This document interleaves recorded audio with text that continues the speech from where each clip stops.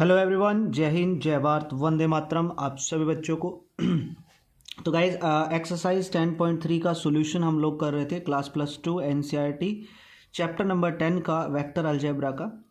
तो पिछले पार्ट के अंदर एक्सरसाइज 10.3 के मैंने क्वेश्चन नंबर 5 तक का सॉल्यूशन करवाया था। नेक्स्ट इस एक्सरसाइज को अभी कंप्लीट करते हैं इस पार्ट के अंदर। क्वेश्चन नंबर 6 से स्टार्ट करते हैं गाइज। क्वेश्चन नंबर 6 देखिए क्या है। क्वेश्चन नंबर 6 अपने को दिया हुआ है, ये कहता है कि find magnitude of vector A and vector B. A और बी का मैग्नीट्यूड आपको फाइंड आउट करना है। इफ कंडीशन अपने को दे रखी है A plus B dot A minus B is equal to 8 and A का जो मैग्नीट्यूड है वो 8 टाइम ऑफ बी का मैग्नीट्यूड है। ठीक है, तो अपने को ये कंडीशन दे रखी है और ए का बी का मैग्नीट्यूड फाइंड आउट करना है। तो हम क्या कर लेते हैं, इसकी डॉट प्रोडक्ट कर लेते हैं गाइस। ठीक है, तो सॉल्यूशन देखो अपने को गिवन है a प्लस में b डॉट a माइनस में b इज इक्वल टू कितना 8। तो सबसे पहले a की डॉट प्रोडक्ट करेंगे a के साथ, तो ये आएगा a डॉट a। फिर a की डॉट प्रोडक्ट करेंगे इसके साथ, तो ये आएगा माइनस में, क्योंकि यहाँ माइनस है, a डॉट b। फिर प्लस में इसकी डॉट इसके साथ, तो ये आएगा b डॉट a। फिर प्लस में बी और ये माइनस में बी डॉट प्रोडक्ट करेंगे, तो ये आएगा B dot B is equal to कितना आएगा 8। ए डॉट ए क्या होता है, ए के मैग्नीट्यूड का स्क्वायर माइनस में, ये क्या है ए डॉट बी। और मैंने बोला था कि बी डॉट ए को मैं ए डॉट बी लिख सकता हूँ, तो ये भी A dot B dot B क्या आएगा, बी के मैग्नीट्यूड का स्क्वायर इज इक्वल टू कितना 8।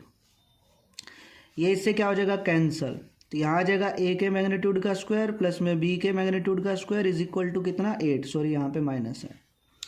अब देखो हमें गिवन है कि जो ए का मैग्नीट्यूड है वो किसके इक्वल है, 8 टाइम ऑफ बी का मैग्नीट्यूड। तो ये वैल्यू मैं यूज़ कर लूँगा यहाँ पे। तो यहाँ पे ए के मैग्नीट्यूड का स्क्वायर है, तो यहाँ पे क्या आ जाएगा, इसका स्क्वायर करोगे तो ये आएगा 64 बी के मैग्नीट्यूड का स्क्वायर माइनस में बी का मैग्नीट्यूड का स्क्वायर इज इक्वल टू कितना 8। अब अगर मैं माइनस करूंगा तो ये 64 है माइनस में भी, तो ये हो जाएगा 63 बी के मैग्नीट्यूड का स्क्वायर इज इक्वल टू कितना 8। तो यहाँ से बी का जो मैग्नीट्यूड का स्क्वायर है वो आ जाएगा 8 डिवाइड बाई 63, और यहाँ से बी का जो मैग्नीट्यूड है वो आ जाएगा स्क्वायर रूट 8 डिवाइड बाई 63। तो ये बी का मैग्नीट्यूड आ गया। और अपने को गिवन था कि ए का जो मैग्नीट्यूड है वो 8 टाइम ऑफ बी का मैग्नीट्यूड है, तो आ जाएगा 8 टाइम ऑफ बी का मैग्नीट्यूड मतलब 8 डिवाइड बाय 63। तो ये क्या आ गया, आपका आंसर आ गया। क्लियर। तो सिंपल आपको इस तरीके से इस क्वेश्चन को करना था। ओके, मैंने इनकी प्रोडक्ट की है। जैसे आप सिंपल दो फैक्टर की प्रोडक्ट कैसे करते हो, इसकी प्रोडक्ट इसके साथ, फिर ये माइनस है तो इसकी प्रोडक्ट इसके साथ, फिर इसकी इसके साथ और इसकी इसके साथ, और यहाँ पे डॉट है बीच में, इसलिए मैंने बीच में डॉट प्रोडक्ट लगा दी। क्लियर। तो ये हमारा आंसर आ गया। तो ये क्वेश्चन नंबर 6 था। नेक्स्ट देखो क्वेश्चन नंबर 7। ये कहता है इवेल्युएट द प्रोडक्ट। इस प्रोडक्ट को इवेल्युएट करना है अपने को, सिंपल करना है, मतलब सिंप्लीफाई करना है, इसको सिंपल करना है। ठीक है क्या प्रोडक्ट दी हुई है, इसका सॉल्यूशन हम लोग देखते हैं। सॉल्यूशन देखो 3a माइनस में 5b, ये दिया हुआ है 3a माइनस में 5b। इसकी डॉट प्रोडक्ट किसके साथ, 2a प्लस में 7b कर देते हैं सिंपल, जैसे प्रोडक्ट करते हैं। पहले 3a की प्रोडक्ट इसके साथ, तो 3 इंटू 2 6, ये आ जाएगा a डॉट a। फिर इसकी प्रोडक्ट इसके साथ करेंगे प्लस में 21, ये आ जाएगा a डॉट b। फिर इसकी प्रोडक्ट इसके साथ करोगे तो ये आएगा माइनस में 10, क्योंकि 5 इंटू 2 माइनस में 10 b डॉट a। और जब इसकी प्रोडक्ट इसके साथ करेंगे तो ये आएगा माइनस में 5 इंटू 7 माइनस में 35 b डॉट b। ठीक है। अब देखो a डॉट a ये होता है हमारे पास a के मैग्नीट्यूड का स्क्वायर, प्लस में आया 21 a डॉट b माइनस में 10 b डॉट a को भी मैं लिख सकता हूँ a डॉट b माइनस में 35 ये b के मैग्नीट्यूड का स्क्वायर। यहाँ आया मेरे पास 6 a के मैग्नीट्यूड का स्क्वायर, प्लस में इन दोनों को ऐड करोगे तो ये आ जाएगा 11 a डॉट b, और माइनस में आ जाएगा 35 b के मैग्नीट्यूड का स्क्वायर। तो ये क्या कर दिया अपन ने, इसको इवेलुएट कर दिया, तो ये क्या आ गया अपना रिजल्ट आ गया। तो सिंपल है बिल्कुल, क्वेश्चन नंबर 7 हमारा हो गया। नेक्स्ट क्वेश्चन देखो,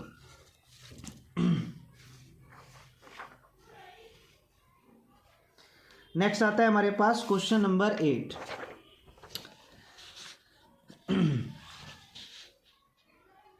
क्वेश्चन नंबर 8 देखो, ये कहता है find the magnitude of two vector A and B having the same magnitude. A और बी का मैग्नीट्यूड निकालना है और हमें दे रखा है कि ए और बी का जो मैग्नीट्यूड है वो सेम है। ठीक है, तो सॉल्यूशन देखो गाइस, हमें गिवन है कि ए और बी का मैग्नीट्यूड क्या है, सेम। सेम का मतलब कि ए और बी का जो मैग्नीट्यूड रहेगा वो इक्वल रहेगा, ये हमें गिवन है।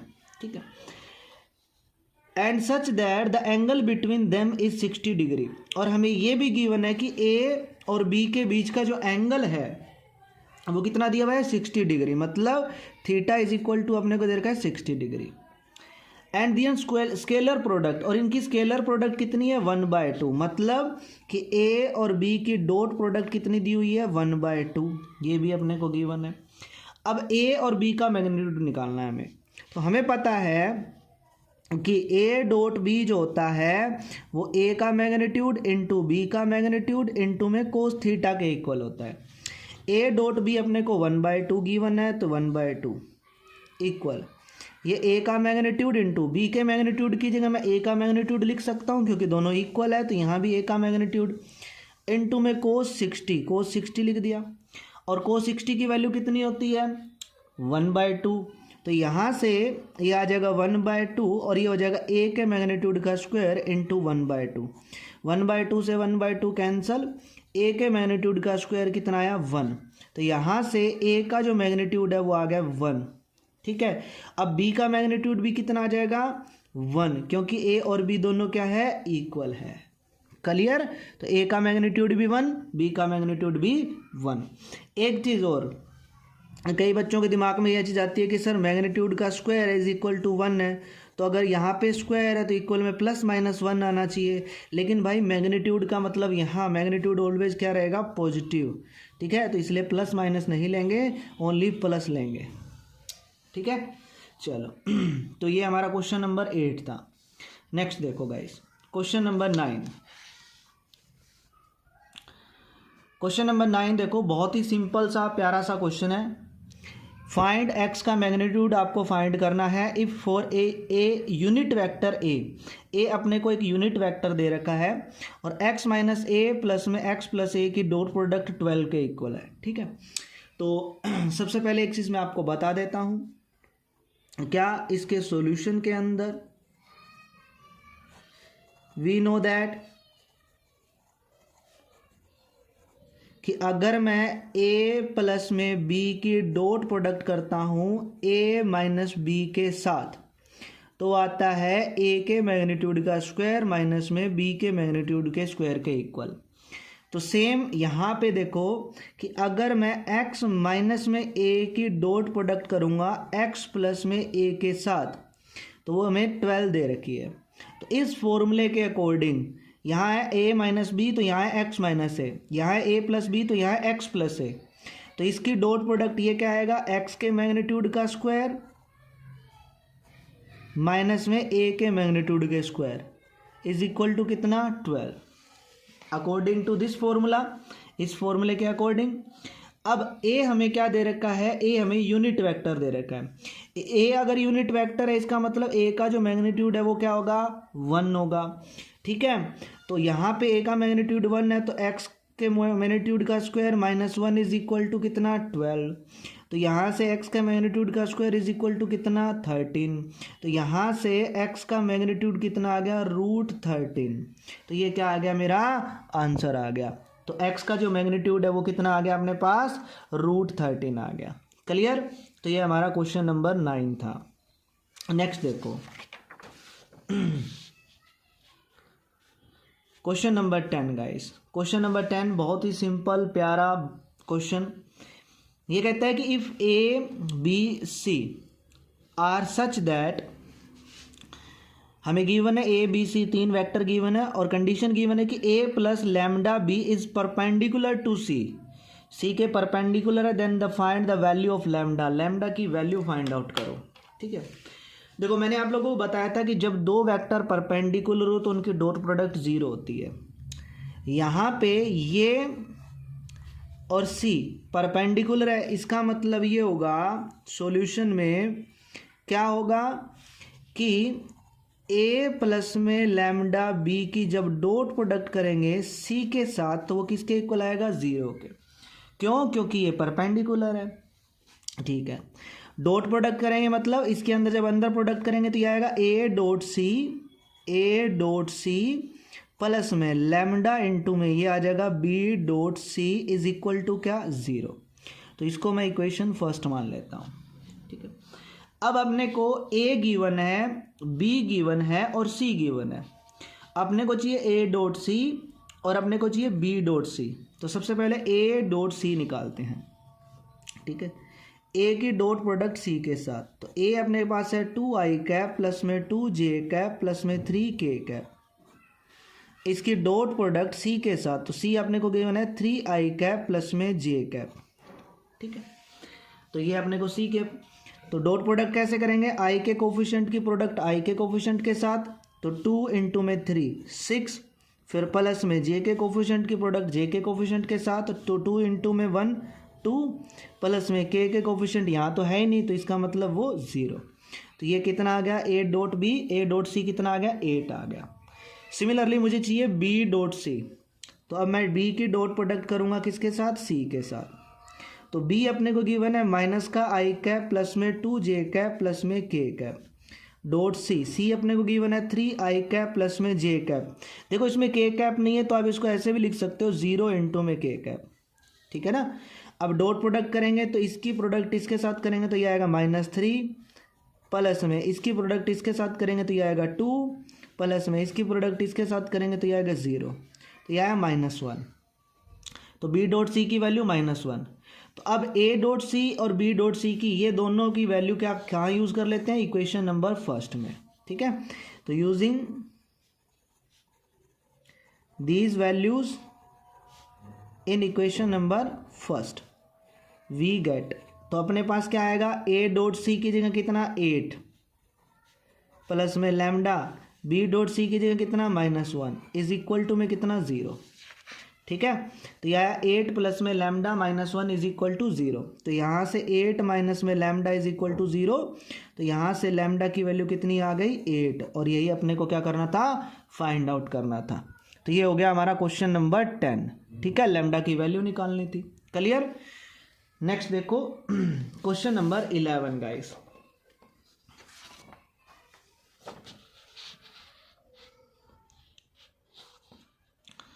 क्वेश्चन नंबर 11 ये कहता है कि शो दैट ए का मैग्नीट्यूड इंटू बी प्लस में बी का magnitude into A is perpendicular to A का मैग्नीट्यूड इंटू बी माइनस में बी का magnitude into A for any two non zero vector A and B. अपने को ये prove करना है कि ये और ये आपस में क्या होंगे, परपेंडिकुलर होंगे। ठीक है, तो सॉल्यूशन के लिए मैं क्या कर लेता हूँ, आसान से तरीके से बताऊँगा आप लोगों को ये क्वेश्चन। मैं क्या कर लेता हूँ, लेट कर लेता हूँ। देखो अपने को पता है मैग्नीट्यूड जो आता है वो हमेशा कुछ ना कुछ रियल नंबर आता है, तो मैं क्या कर लेता हूँ, लेट कर लेता हूँ कि ए का जो मैग्नीट्यूड है वो एक्स के इक्वल है और बी का जो मैग्नीट्यूड है वो वाई के इक्वल है। ठीक है, देन उसके बाद ए का मैग्नीट्यूड एक्स आ गया और बी का मैग्नीट्यूड वाई आ गया।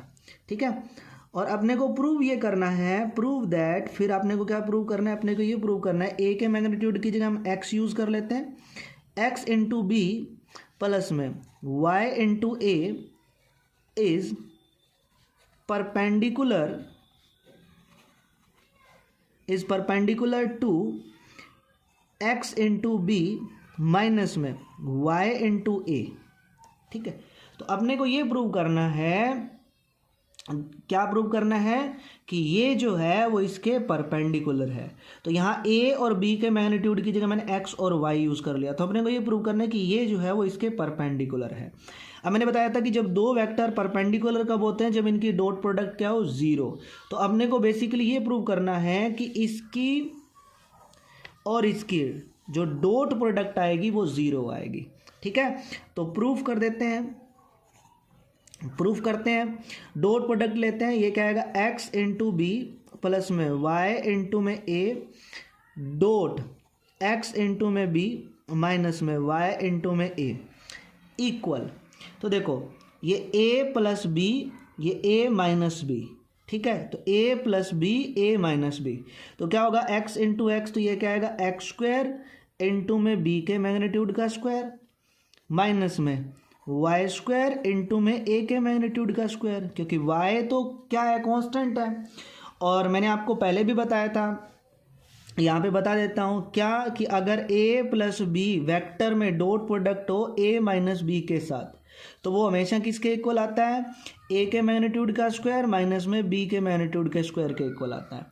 अब अगर यहाँ पे कुछ ना कुछ कोफिशिएंट हो तो उसका भी मल्टीप्लाई में स्क्वायर हो जाता है। अगर यहाँ x है, यहाँ भी x है, यहाँ भी y है, यहाँ y है, तो एक्स स्क्वायर इंटू में यहाँ भी वाई स्क्वायर आ जाएगा। तो वही चीज़ यहाँ यूज़ हुई है। तो यह है एक्स स्क्वायर बी के मैग्नीट्यूड का स्क्वायर माइनस में वाई स्क्वायर ए के मैग्नीट्यूड का स्क्वायर। यह है एक्स स्क्वायर बी का मैग्नीट्यूड हमने क्या माना था वाई, तो ये आ जाएगा मेरे पास वाई स्क्वायर माइनस में ये वाई स्क्वायर, ए का मैग्नीट्यूड हमने माना था एक्स स्क्वायर, तो ये हो गया x square y square minus में ये भी बन गया एक्स स्क्वायर वाई स्क्वायर, तो ये इससे कैंसिल होके क्या आ गया ज़ीरो। तो डॉट प्रोडक्ट क्या आ गई ज़ीरो, और डॉट प्रोडक्ट ज़ीरो कब आती है, जब दो वेक्टर क्या हो परपेंडिकुलर। तो हैंस प्रूव्ड हो गया क्या कि दोनों वेक्टर क्या हैं परपेंडिकुलर हैं। क्लियर। तो क्वेश्चन नंबर 11 हमारा हो गया। नेक्स्ट देखो question number 12 guys. Question number 12 भी बहुत ही आसान है, सिंपल। आपको बेसिकली क्या करना है, एक एग्जांपल ही देना है। देखो ये कहता है कि इफ अगर a dot a is equal to zero है and a dot b is equal to b zero है, then what can be concluded about the vector b। देखो क्या है कि अपने को गिवन है a डॉट a क्या गिवन है ज़ीरो, और अपने को गिवन है a डॉट b क्या ज़ीरो। a डॉट a का मतलब है a के मैग्नीट्यूड का स्क्वायर कितना ज़ीरो, और a का मैग्नीट्यूड कितना ज़ीरो। किसी भी वेक्टर का मैग्नीट्यूड ज़ीरो कब होता है, अगर वो वेक्टर ज़ीरो हो। ठीक है, a का मैग्नीट्यूड ज़ीरो है, इसका मतलब a जो वेक्टर है वो आपका ज़ीरो वेक्टर है, और ज़ीरो की किसी की वेक्टर के साथ डॉट प्रोडक्ट करेंगे तो वो ज़ीरो ही आएगी। तो इसका मतलब b जो है वो एनी वेक्टर, कोई भी वेक्टर हो सकता है। ठीक है, तो b जो है वो आपका कोई भी वेक्टर हो सकता है। b हर वेक्टर आपको इस कंडीशन को सेटिस्फाई करेगा, क्योंकि a तो ज़ीरो है, तो ज़ीरो डॉट कोई भी वेक्टर आ जाए वो ज़ीरो ही आएगा। तो b इज़ एनी वेक्टर, तो b कोई भी वेक्टर हो सकता है। आप लिख सकते हो b can be any vector. Clear. तो ये सिंपल सा आपको बताना ही था इसके अंदर। नेक्स्ट और इम्पॉर्टेंट क्वेश्चन है गाइस ये। ठीक है, देखो क्वेश्चन नंबर 13 ये कहता है कि A B C are unit vector. ठीक है, सॉल्यूशन अपने को गिवन है कि ए बी सी जो है वो यूनिट वेक्टर है। यूनिट वेक्टर है मतलब ए का मैग्नीट्यूड 1 है, बी का मैग्नीट्यूड भी 1 है, और सी का मैग्नीट्यूड भी 1 है, क्योंकि वो यूनिट वेक्टर है। सच दैट अपने को ये भी गिवन है कि ए प्लस में बी प्लस में सी इज इक्वल टू क्या आएगा zero. Find the value of A dot B B dot C C dot A. चलो निकाल लेते हैं भाई। देखो a plus B plus C is equal to zero है, तो इसका मतलब इसका जो मैग्नीट्यूड है वो भी आपका किसके इक्वल आएगा ज़ीरो के इक्वल आएगा, और उसका स्क्वायर भी आपका किसके इक्वल आएगा ज़ीरो के इक्वल आएगा। अब इसका formula a plus B plus C के मैग्नीट्यूड का होल स्क्वायर का फॉर्मूला मैं आपको बता देता हूँ कि इसके मैग्नीट्यूड के होल स्क्वायर का फॉर्मूला क्या होता है। ठीक है, देखो मैग्नीट्यूड है, मैंने आपको बताया था कि जैसे a के मैग्नीट्यूड का स्क्वायर इसको मैं लिख सकता हूँ a डॉट a, तो वैसे ही a plus B plus C के मैग्नीट्यूड का स्क्वायर है, तो मैं इसको लिख सकता हूँ a प्लस बी प्लस में सी डॉट a प्लस में b प्लस में c इज इक्वल टू कितना ज़ीरो। अब a plus B plus C dot a plus B plus C dot is equal to zero है, तो इनकी जो dot product होती है वो किसके इक्वल आएगी, a के मैग्नीट्यूड का स्क्वायर प्लस में b के मैग्नीट्यूड का स्क्वायर प्लस में c के मैग्नीट्यूड का स्क्वायर प्लस में 2a डॉट b प्लस में 2b.c प्लस में 2c.a इज इक्वल टू कितना 0। अब आप लोगों को पता चल गया होगा ये कौन सा फॉर्मूला बना है, ax plus Y plus Z का होल स्क्वायर, ठीक है, या a plus B plus C का whole square, A square plus B square plus C square plus 2ab 2bc 2ca। Vector में मैग्नीट्यूड का स्क्वायर, बी के मैग्नीट्यूड का square, C के मैग्नीट्यूड का square, a dot B, B dot C, C dot A. अब यहाँ देखो ए B सी इनका मैग्नीट्यूड 1 1 1 दे रखा है, तो ये 1 आएगा, प्लस में ये भी 1 आएगा और ये भी 1, और इन सभी में से 2 कॉमन ले लो, तो a डॉट बी प्लस में b डॉट सी प्लस में c dot a is equal to 0। 1 plus 1 plus 1 कितना 3, 3 उधर जाके माइनस का, तो ये आ जाएगा मेरे पास 2a डॉट बी प्लस में b डॉट सी प्लस में c dot a is equal to minus का 3। ठीक है, अब 2 मल्टीप्लाई में उधर जाके डिवाइड में, तो यहाँ a डॉट बी, ठीक है, प्लस में b डॉट सी प्लस में c dot a is equal to minus का 3 डिवाइड बाय 2। तो ये क्या आ गया, रिजल्ट आ गया। क्लियर। तो ये हमारा क्वेश्चन नंबर 13 कंप्लीट हो गया गाइस। तो ये सिंपल क्वेश्चन था और इम्पोर्टेंट क्वेश्चन था, ठीक है ना, एग्जाम के पॉइंट ऑफ व्यू से काफ़ी इंपॉर्टेंट क्वेश्चन था भाई ये। नेक्स्ट क्वेश्चन देखो,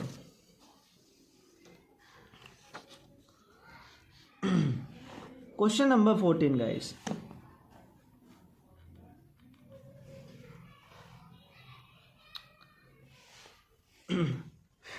एंड प्लीज़ कमेंट करके आप लोग मुझे ज़रूर बताइएगा कि ऐसे आप लोगों को अच्छे से समझ में आ रहा है ना कॉपी पेन से। अगर आप लोगों को ये है कि लैपटॉप से वैसे करवा दूं तो मैं वैसे भी करवा दूंगा, बट मुझे ये लग रहा है कि ये सबसे बेस्ट है यार, क्योंकि इसमें आपको अच्छे से समझ में आ जाएगा सब कुछ। ठीक है, क्वेश्चन नंबर 14। अब इसमें जैसे क्या करता है, कॉपी पेन से समझाते हैं ना, ऐसे लिख के, ऐसे आपको ऐसे फील होता है कि अपन वैसे क्लास में बैठ के फेस टू फेस ही पढ़ रहे हैं, और लैपटॉप में वैसे मैं डिजिटल तरीके से अगर बनाऊंगा तो मज़ा नहीं आता, और बोर्ड पे क्या होता है थोड़ा टाइम ज़्यादा लगता है, ठीक है, और इतना मेरे पास थोड़ा फैसिलिटी भी नहीं है कि मैं आपको बोर्ड पे भी करवा सकूं, ठीक है, इसलिए मैं आपको इस तरीके से वीडियो प्रोवाइड करवा रहा हूं। तो प्लीज़ आप कमेंट करके अपना फीडबैक ज़रूर देना। नेक्स्ट क्वेश्चन नंबर 14, ये कहता है if either a is equal to 0 b is equal to 0 then a dot b is equal to 0 but converse need not be true, justify your answer with an example. ठीक है, तो देखो वैसे तो इस टाइप का क्वेश्चन एग्जाम में आता नहीं है, अगर आ भी जाए तो मैं आपको बता देता हूँ कि कैसे करना है। ठीक है, ये कहता है कि आइदर या तो a इज इक्वल टू 0 होगा या b इज इक्वल टू 0 होगा, then a dot b is equal to 0 आएगा, बट इनका कन्वर्स ट्रू नहीं होगा। मतलब कि अगर डॉट प्रोडक्ट 0 है तो ज़रूरी नहीं है कि a और b दोनों में से कोई ना कोई 0 होगा, ठीक है ना। तो यहाँ देखो ये तो कन्फर्म है, देखो अगर मैं सिर्फ इतना पार्ट का प्रूफ करूँ पहले, ठीक है, तो केस नंबर फर्स्ट क्या कर लेते हैं, लेट कर लेते हैं a इज इक्वल टू 0, ठीक है, and b is not equal to 0, पहला केस ये ले लिया। Then a dot b a कितना है 0, इनटू में b कुछ भी वेक्टर है तो आंसर क्या आएगा 0। तो अगर a 0 है, b नॉट इक्वल टू 0 है, देन डॉट प्रोडक्ट क्या आएगी 0 ही आएगी। केस नंबर सेकेंड कि अगर मैं लेट कर लूँ कि b इज इक्वल टू 0 है एंड a जो है वो नॉट इक्वल टू 0 है, उसके बाद भी अगर मैं a डॉट b निकालूंगा तो ये आएगा a डॉट b मतलब 0 और 0 मतलब 0, तो उस केस में भी डॉट प्रोडक्ट 0। तो यहाँ से एक चीज़ हो गई प्रूफ कि हैंस प्रूफ कि अगर a इज इक्वल टू 0 या b इज इक्वल टू 0 हो, देन a डॉट b जो है वो 0 ही आएगा। ठीक है, क्या प्रूव हो गया हैंस, आइदर या तो a 0 हो या b 0, दोनों में से अगर एक भी 0 है ना तो डॉट प्रोडक्ट 0 100% आएगी। ठीक है, बट इसका कन्वर्स ट्रू नहीं होता गाइस। ठीक है, देखो but converse is not true, इसका प्रूफ करवाता हूं मैं विद एग्जांपल। देखो मैं क्या कर लेता हूँ, लेट कर लेता हूँ, एग्जाम्पल ले लेता हूँ। ए मैंने मान लिया आई कैप प्लस जे कैप प्लस के कैप, ठीक है। ए वेक्टर मैंने बी मान लिया, बी क्या माने हम, आई कैप प्लस जे कैप और ये माइनस का 2k कैप, ठीक है। ए मैंने मान लिया, बी मैंने मान लिया। ए और बी दोनों देखो नॉन जीरो है, ए भी नॉट इक्वल टू जीरो है, बी भी नॉट इक्वल टू जीरो है, नॉन जीरो वेक्टर है।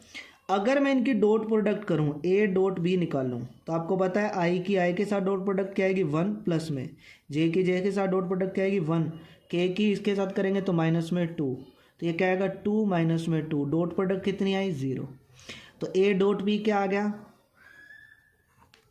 0।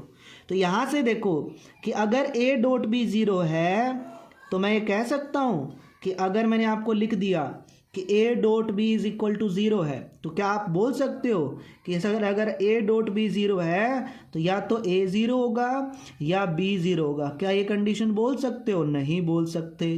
क्यों? क्योंकि यहां देख लो इस एग्जाम्पल के थ्रू डॉट प्रोडक्ट 0 आई है, बट ए ना ही तो 0 के इक्वल है और ना ही बी 0 के इक्वल है, तो हम ऐसा कैसे बोल सकते हैं, ये वाली चीज़ कैसे बोल सकते हैं?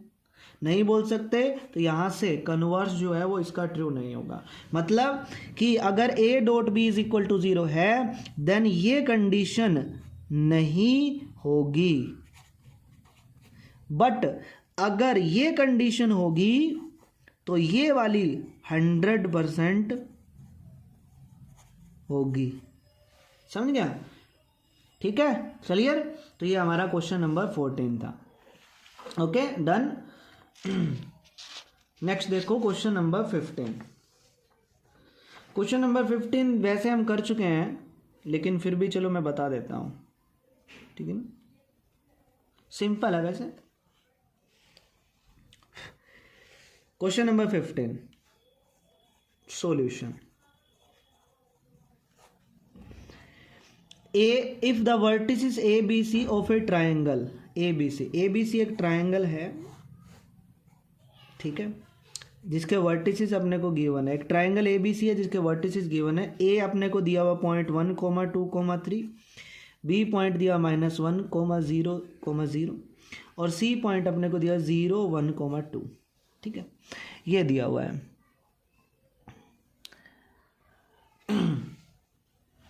Then find angle A B C, मतलब ये वाला एंगल आपको निकालना है, ठीक है। तो ये एंगल निकालना है, तो ये एंगल कौन से लाइन, ए बी लाइन और बी सी लाइन। तो ये एंगल अगर निकालूंगा तो मैं क्या करूंगा, ये वाला एंगल निकालना है। ये वाला एंगल निकालने का मतलब है कि एंगल निकालना है बिटवीन द वेक्टर, इसको मैं बी ए लेके चलूंगा और ये क्या आएगा बी सी, बी से सी और बी से ए। तो बी ए और बी सी वैक्टर के बीच का क्या निकालना है आपको, एंगल निकालना है, ठीक है। तो एंगल ए बी सी निकालने का मतलब है कि बी एंगल निकालना है, बी एंगल मतलब बी ए और बी सी, ठीक है। तो अब बी ए एंगल निकालने के लिए आपको बी ए वैक्टर चाहिए और बी एंगल निकालने के लिए और बी सी वैक्टर चाहिए, ठीक है। तो ए अपने पॉइंट गिवन है, तो लेट कर लेता हूं A vector B the position vector of A का पोजीशन वेक्टर है, तो ए क्या होगा, ए आई कैप 2 जे कैप और 3 के कैप। पॉइंट बी का पोजीशन वेक्टर क्या होगा, माइनस का आई कैप प्लस में 0 जे कैप प्लस में 0 के कैप। और पॉइंट सी का पोजीशन वेक्टर क्या होगा, 0 आई कैप प्लस में 1 जे कैप और प्लस में 2 के कैप। तो ये ए बी सी के मैंने पोजीशन वेक्टर मान लिया। मेरे को चाहिए बी ए वेक्टर, क्या चाहिए, बी ए वेक्टर। बी ए वेक्टर मतलब position vector of A minus में पोजीशन वेक्टर ऑफ बी। ए के पोजीशन वेक्टर में से बी का पोजीशन वेक्टर माइनस कर दो। ए का पोजीशन वेक्टर है ये, इसमें से इसको माइनस, तो इसमें से इसको माइनस करेंगे तो माइनस माइनस प्लस, तो ये आएगा 2 आई कैप। इसमें से इसको माइनस करोगे ये आएगा 2 जे कैप। इसमें से इसको माइनस करोगे तो आएगा 3 के कैप। तो ये बी ए वैक्टर आ गया। उसके बाद निकालना है बी सी वैक्टर, मतलब सी माइनस में बी। सी में से बी का पोजीशन वेक्टर माइनस कर देंगे, तो ये आएगा मेरे पास, इसमें से इसको माइनस करोगे आई कैप, इसमें से इसको माइनस करोगे जे कैप और इसमें से इसको माइनस करोगे प्लस में 2 के कैप। तो अब दो वेक्टर आ गए, ए बी ए वेक्टर आ गया और बी सी वेक्टर। तो दो वेक्टर के बीच में एंगल कैसे फाइंड आउट करते हैं, कैसे निकालेंगे एंगल का फॉर्मूला क्या याद है? Formula A dot B is equal to A का मैग्नीट्यूड इंटू बी का मैग्नीट्यूड इंटू में कोस ऑफ थीटा। तो यहाँ से कोस थीटा की वैल्यू क्या थी? A dot B divide by A का मैग्नीट्यूड इंटू बी का मैग्नीट्यूड। तो यहाँ ए और बी मतलब यहाँ बी ए और बी सी है, तो मतलब एंगल मतलब cos theta is equal to क्या होगा? B A dot B C divide by B A का मैग्नीट्यूड इंटू में बी सी का मैग्नीट्यूड। अब डॉट प्रोडक्ट कैसे करते हैं? आई की आई के साथ, तो 2 इंटू में 1 तो 2 आएगा, प्लस में 2 इंटू में 1 2 आएगा, प्लस में 3 इंटू में 2 कितना 6 डिवाइड बाय बी ए का मैग्नीट्यूड अंडर रूट 2 का स्क्वायर 4 प्लस में 2 का स्क्वायर 4 प्लस में 3 का स्क्वायर 9 इंटू में अंडर रूट 1 प्लस में 1 का स्क्वायर 1 प्लस में 2 का स्क्वायर 4। ठीक है, तो ये आ गया मेरे पास 8 डिवाइड बाय, इनको ऐड कर लेते हैं गाइस। ठीक है, तो ये क्या आएगा? रूट 17 इंटू में रूट ये कितना आ जाएगा अपने पास 6। तो ये आ गया मेरे पास, सॉरी ऊपर 10 आएगा ऐड करने पर। ठीक है, तो ये आ गया 10 डिवाइड बाय, इनकी मल्टीप्लाई करेंगे। ठीक है, मल्टीप्लाई करने पर कितना आ जाएगा? 17 छिके 102 102। तो यहाँ से मेरे पास कोस थीटा कितना है? 10 डिवाइड बाय 102। तो यहाँ से मेरे पास थीटा की वैल्यू क्या आई? कोस इनवर्स 10 डिवाइड बाय कितना? रूट 102। तो ये क्या आ गया? एंगल आ गया। कौन सा एंगल आ गया? ये वाला एंगल थीटा आ गया। ठीक है, तो इस टाइप से इस क्वेश्चन को आपको करना था। क्लियर? तो ये क्वेश्चन नंबर हमारा 15 था। नेक्स्ट क्वेश्चन देखो गाइस।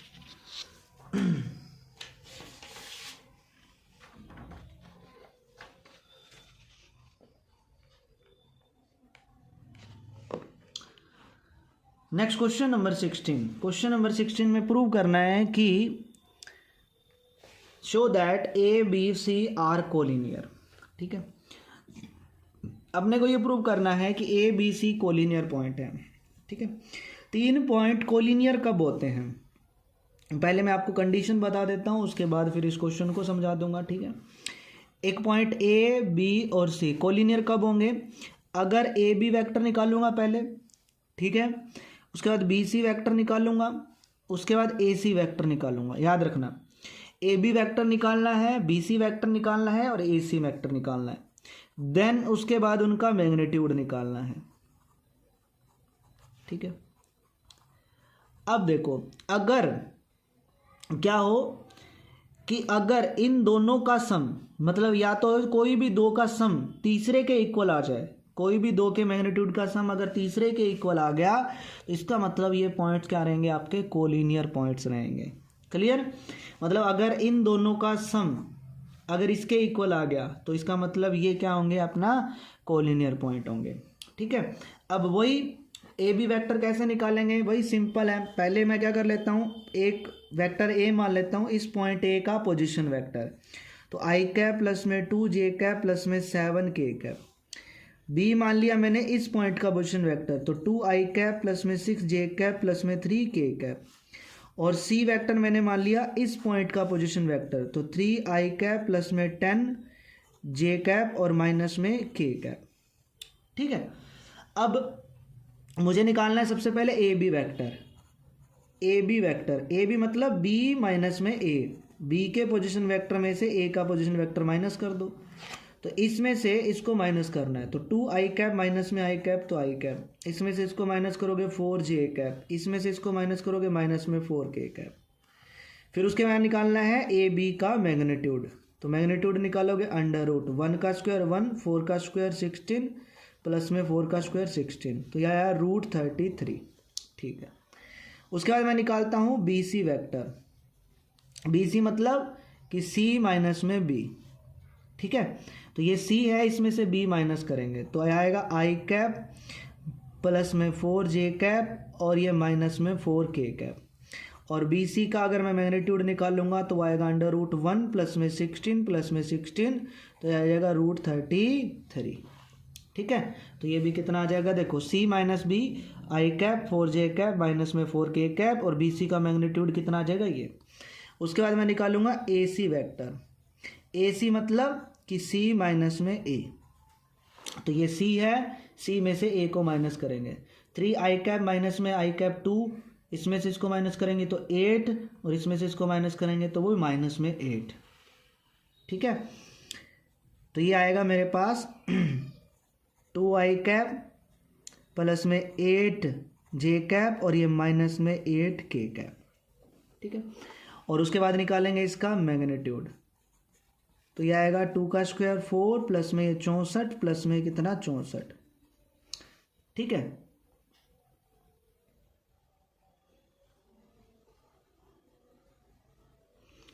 चौंसठ प्लस में 64 128 प्लस में ये, तो ये हो गया √132 और √132 को मैं लिख सकता हूँ 4 गुना में 33। ठीक है, और ये हो जाएगा 2√33। ठीक है, तो अब देखो मेरे पास ए बी का मैग्नीट्यूड आया था √33, बी सी का जो मैग्नीट्यूड है वो आया था √33 और ए सी का जो मैग्नीट्यूड है वो आया 2√33। तो यहाँ से ए बी प्लस में बी सी, इन दोनों का मैग्नीट्यूड कितना 2√33 होगा और वो किसके इक्वल है, ए सी के मैग्नीट्यूड के। तो मैंने अभी बताया था कि किसी भी दो का मैग्नीट्यूड अगर तीसरे के इक्वल आ जाए तो वो कोलिनियर पॉइंट्स हो जाते हैं। तो यहाँ से हमारा प्रूव हो गया, क्या प्रूव हो गया कि ए बी सी जो रहेंगे वो आपके कोलिनियर पॉइंट्स रहेंगे। क्लियर, नेक्स्ट चलते हैं question number 17। Question number 17 guys, मैं आप लोगों को क्वेश्चन नंबर 17 करवा चुका हूँ। एक्सरसाइज 10.2 के अंदर हमने क्वेश्चन किया था, सेम डिटो कॉपी क्वेश्चन था। ठीक है, same ditto copy question exercise 10.2 के अंदर। तो ये क्वेश्चन था एक्सरसाइज 10.2 के अंदर, वही था कि यहाँ पे अब जो वेक्टर दे रखे हैं वही ट्रायंगल और form of vertices of triangle के वर्टिसेस के पॉइंट अपने को पोजीशन वेक्टर दे रखे हैं। जैसे कोई भी ट्रायंगल में मान लेता हूँ, ये पॉइंट ए मान लिया, ये बी सी, तो ए है इसका पोजीशन वेक्टर आपको ए गिवन है, बी का पोजीशन वेक्टर बी गिवन है और सी का पोजीशन वेक्टर सी गिवन है। आपको प्रूव करना है कि ये राइट एंगल ट्रायंगल है, ए बी सी जो है वो एक राइट एंगल ट्रायंगल है। तो उसके लिए मैंने आप लोगों को एक्सरसाइज 10.2 का क्वेश्चन करवाया था, सेम ही क्वेश्चन था। ठीक है, तो उसके अंदर हम लोगों ने क्या था, मैंने आपको बताया था कि आप क्या निकालो, ए बी वैक्टर निकालो, ए बी का मैग्नीट्यूड निकालो। ठीक है, ए बी अब निकाल सकते हैं, जैसे अभी क्वेश्चन किया था सेम। ए बी वैक्टर निकालना है, उसका मैग्नीट्यूड निकालना है, बी सी वैक्टर निकालना है, उसका मैग्नीट्यूड निकालना है, सी ए वैक्टर निकालना है, उसका मैग्नीट्यूड निकालना है। अब अगर कोई भी दो के स्क्वायर का सम, चाहे वो ए बी वैक्टर के स्क्वायर प्लस में बी सी वैक्टर का स्क्वायर अगर सी ए वैक्टर के मैग्नीट्यूड के स्क्वायर के इक्वल आ जाए, या इन दोनों के स्क्वायर का सम इसके इक्वल आ जाए, स्क्वायर के इक्वल आ जाए, या इन दोनों के स्क्वायर का सम इसके स्क्वायर के इक्वल आ जाए, तो वो एक राइट एंगल ट्रायंगल बन जाता है। तो इसको आप खुद से ट्राई करेंगे, क्योंकि same ditto copy question exercise 10.2 के अंदर हम कर चुके हैं। तो ये हमारा लास्ट क्वेश्चन था गाइज, ये हो गया हमारा कंप्लीट। तो एक्सरसाइज अपनी 10.3 हो गई है कंप्लीट। ठीक है, एंड प्लीज़ गाइज लाइक ज़रूर करें इस वीडियो को, एंड शेयर भी आप लोग ज़रूर करें, और कमेंट करके आप लोग मेरे को ज़रूर बताएं कि ये वीडियो आप लोगों को कैसी लगी। एकदम अच्छे से समझ में आ रहा है इस तरीके से। और अगर आपने मेरे चैनल को सब्सक्राइब नहीं कर रखा है तो प्लीज़ इस चैनल को सब्सक्राइब ज़रूर कर दें और बेल आइकन दबा लें, ताकि आगे आने वाली वीडियो का नोटिफिकेशन आप लोगों को मिलता रहे। ओके, तो नेक्स्ट क्लास में मिलते हैं, तब तक के लिए जय हिंद, जय भारत, वंदे मातरम आप सभी बच्चों को।